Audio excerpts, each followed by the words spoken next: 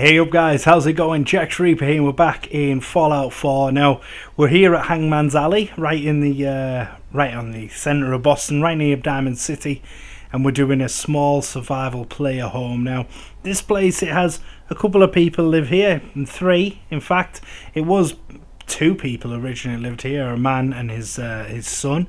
However, the son has had a little bit of a thing going on with one of the ladies that work for the Minutemen, and now she's a permanent guard. You can see her up on the top of the wall there. Now, this side of the, you see we've had a raider attack right there, they're all piled up out the front.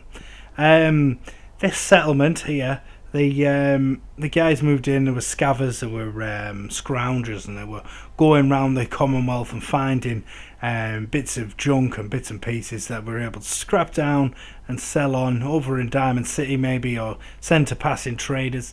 And as the Minutemen came back into power, the Minutemen started re-protecting this place, and they use it as a main place for the people to come through with the Brahmin when they're doing the supply runs for the other settlements. So there is a little side off bit that the Minutemen have taken over, one of the shacks on the stilts, and they've taken over there, put 4 beds in there just for when the Minutemen happen to be passing by. Now, this place is quite well fortified because before that, the father and his son, they had this as their own kind of a little bunker. Really, it's obviously not a bunker, it's not in the ground or anything like that, but it's a place in which they could feel secure. They could lock the door up.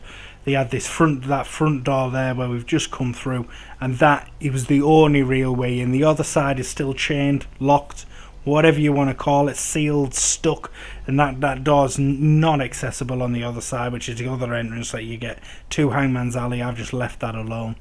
And on the top of this little part here, which is actually where the power arm is inside, but we'll see that in a bit, we've got the sandbags going around with the concrete there, the cinder blocks, to protect the machine gun turret up on the top there, just in case anyone does breach this wall. They would have to come down past this side of the stronghold, shall we call it, maybe. So they'd have to come down here, but as they were coming down here, right on this right hand side, you've got another machine gun turret right there, ready to pop, pop, pop, skitty pop, pop, straight take you out. Level 3 machine gun turret ready to shoot straight through the wall. Obviously, a little thing we've seen Sardeliac do there, so I thought I'd use that up. Give him a bit of a shout out for that though. Not something I usually do, but I thought it was quite a nice idea. We've got the living quarters up there in the caravan up on the top. So we'll come back down here now in the night time. You can see it's quite dark. Inside it's quite nicely lit in the areas that you need it, but from the outside I've tried to keep it as dim, as dark as possible. Try not to attract any attention from any of the passers-by, the raiders, the super mutants. There's quite a lot of activity in Boston, as we know. So this area I've kind of left the same. I brought these barrels with these to make kind of a table over here. And the son actually runs a general store where he stays at the camp now. Obviously his girlfriend's protecting the place, so they both stay here and the dad goes out and scavs about. So they kind of have the place to themselves quite a lot. He will sometimes stop at the hotel in Diamond City or whatever if he's doing some trade in there. First, before we go and take a look inside, we'll have a little look at this. So this was the existing shack that was originally here. I quite like this little shack. It's annoying the way it's laid out, the way it's put in, I understand that. But some of the pieces with the different coloured woods and different things which break it up a little bit, and the way they've done them steps is not something that's possible to do without mods. Obviously I am using a few mods USO, but I am on the PS4 and I don't have any of the DLC, so that limits what the USO actually gives us, and I don't get them shack pieces. I don't think. I might be wrong. It might actually be the long double length one that you get, but I'm not sure. Anyway, down here they've got this little area for the Minutemen. It's quite clean. No one's here at the moment, obviously, apart from her, but she lives in the main part now with the son, and so it's quite clean. They haven't been having any beers or anything. You'll see inside the actual shack there's no junk or anything scattered about, no empty bottles or anything. It's all been cleaned up, ready for the next lot of passers-by to come on in and use it as a bed for the night. So we'll take a little look in here first. It's quite clean and like the military would keep it, I would imagine. Nice and organised. Everything's in the boxes, everything's in the drawers. Not much to write home about. They haven't got any electricity or anything in here. They don't need it. It's just somewhere for them to come in and have a rest, should they need it if they're passing by. So that's all this is for. There we go. Coughing straight down the mic at you. So from here we'll have a little look round, and we'll go have a look over the main part of the settlement. It's only built into this one corner. Got the tyres and different things out the front. So they built this junk wall around this little concrete structure that's existing, and up on there they've managed to get the don't ask me how they did it. They did it before we got here, but they managed to get a caravan up on the top of there. Fair play to them. Innovated pulley systems, I guess. I have no idea. I've never asked them how they did it. So we'll go up onto the roof now, just so we can get a good angle looking down into this little camp. Really, it's not really a settlement, is it? So we've got the caravan up on the top there. Machine gun off to the right hand side. Machine guns off to the left hand side. And yeah, you can see inside there they've kind of got all the storage. Everything's protected inside. Got a couple of the barrels burning and that. We left the food cooking station exactly where it was on the outside here, so the Minutemen can use it. It also adds that little glow, that glow that's already there you can't get rid of, so it's quite nice to leave that in space. Plus we've got the black marking on the floor. Junk fencing around the outside, try to swap and change the directions in which they were, try and muddle them up a little bit.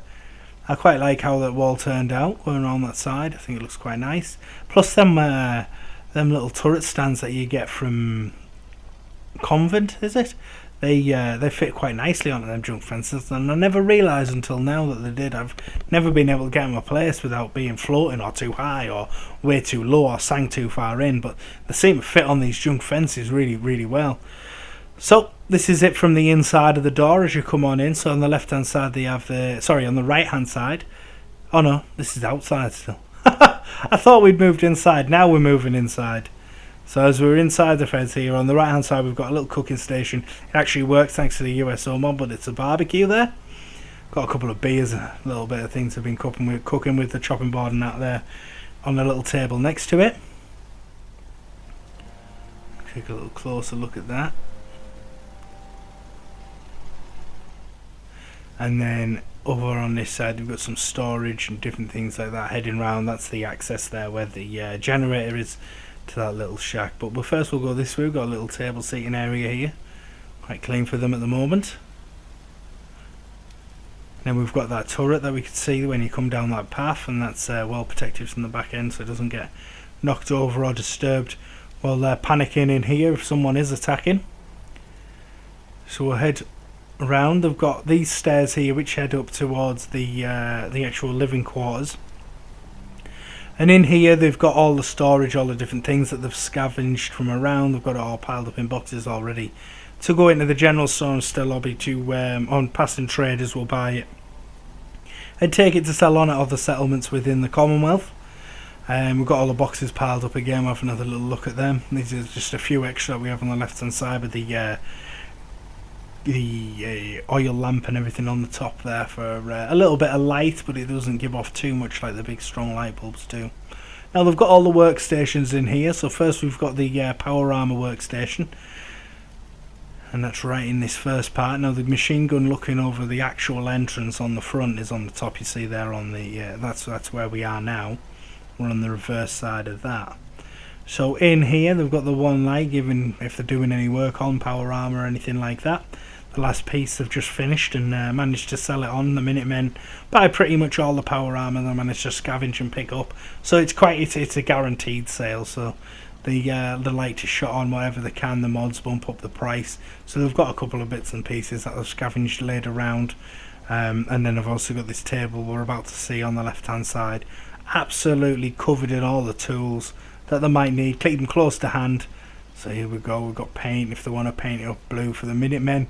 Obviously, like I say, they like to buy absolutely everything off this settlement area.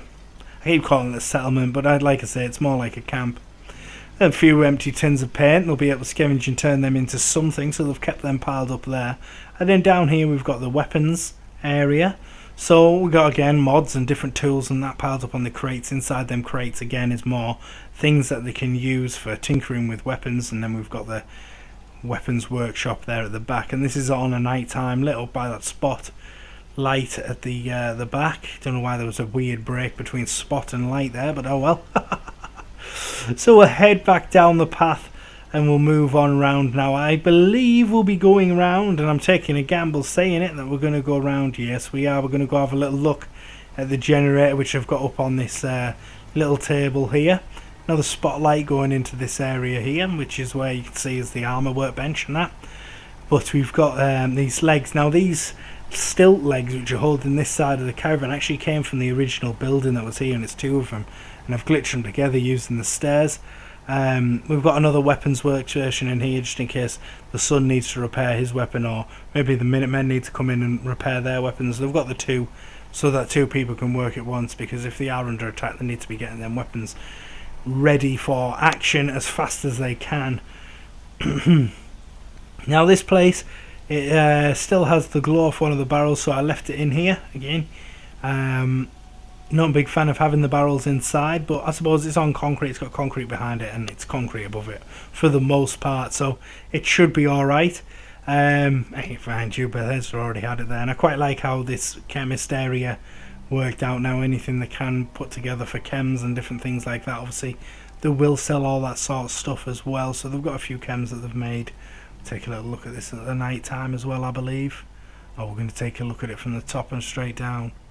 So this is it from this side of the area. That sink's a bit filthy. Considering people are going to be injecting and inhaling things, they need to have a little bit more of a sterile clean in here. It's a bit filthy for my liking. But I suppose the people that are buying off them, they won't be seeing any of that. So, oh well, they don't know, do they? What they don't know can't hurt them. Either that or give them hepatitis C, who knows. Right, so there's the machine gun area up on the top. We'll have a little scan over the top of that. That's what it looks like from the top end. This is protecting the main door, obviously where she stood over on that guard post. And then coming down we'll have another little look across the settlement. So we've got the Minutemen area over the other side there, and down to where's the general store. And then obviously you can see inside the actual settlement as well, where he's got his cinder block holding the door open there. We'll just kick that cinder block out and the door shuts and locks on shutting. So they keep the cinder block there so that he can just run straight in if he's working and they get attacked. Now in here's the living area, so him and his dad's beds are over on this side. Obviously she's meant to be in the Minuteman quarters, but she's moved in here since the father's constantly out scavenging. And they've got a little seating area, and it's a bit filthy here. I'm sure the dad's going to have some words with him when he realises he comes back and they've not been keeping it clean, but oh well, they're the ones that are living here, I suppose. If they're happy living in squalor, they can. We've got cans and dirty trays, and I imagine the ants are somewhat fierce around here, so I don't know if you'd want to be attracting too many of them. We've got a nice fan on the top, keeping it cool, keeping the humidity out of here. And yeah, we've got the beds over on the other side. This is it on the night time. He's waiting to come into bed, but I've asked him to stay outside 5 minutes while I finish off doing the recording. So he's just going, you might see him out there just waiting for us. Nice little view there from a nighttime perspective. It looks like we're doing exactly the same view once again. I'm not sure entirely why we've done this twice, but the guys, like I can say, there he is, stood there chilling out. I'm not sure why I did this twice. I must have thought one was the daytime one and one was the nighttime one. Oops, sorry about that, but we're back into different shots now, I'm sure, unless we're going for a third time. So this is this back shelf, and this is where they've got all the food. They've got the dog food and the spam and the whatever else, sugar bombs and Insta Mash at the back there. They've got the coffee, the medical kit, the cloth which they don't use because everything's filthy, and so they've got the beers and the lights and everything they need. The ashtray is everything. I lost my voice a little bit there. They've even got the dog bowl up here, because when the Minutemen come past and they have a dog with them, they like to stay in here for the night, because they've become quite fond. There's a couple of dogs that pass through quite regularly, and they'll come up and stay up here. So we've got the boxes and that behind the beds all piled up, got lights on there and a few bits and pieces, the food cooler and buckets, and for when they've had a few too many to drink, they can grab that bucket and hoy up into that, instead of hoying up off the side into all the stock or whatever they might, because the dog will make it downstairs and out the gate. So underneath then they've got their suitcases, and he's got some cigars and cigarettes piled up that he's took out the inventory to sell because he wants them for himself. Move around here, got a couple of clean towels there on the floor, and just more of the different things that they've got stacked up and different things like that. Must have some plan to turn that basket into something else. I'm not sure why they're keeping that. This is it on a night time, nice and dark, so they can sleep easy. Quite calming with that hum of the engine, not too loud up here, considering we're right above it. I did expect it to be a lot louder. I don't know if it's coming through louder on your side, but through my headsets it's coming through really quiet. I can't really hear it. It seems to change every time the camera changes, to be honest. So yeah, another little look at this, and I really like how the inside of this turned out, really nice.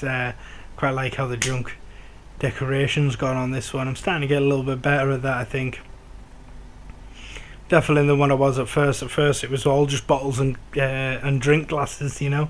Now with the use of the boxes piled up and everything, I definitely think, and using the different food items and different things like that, it definitely comes to life a lot more.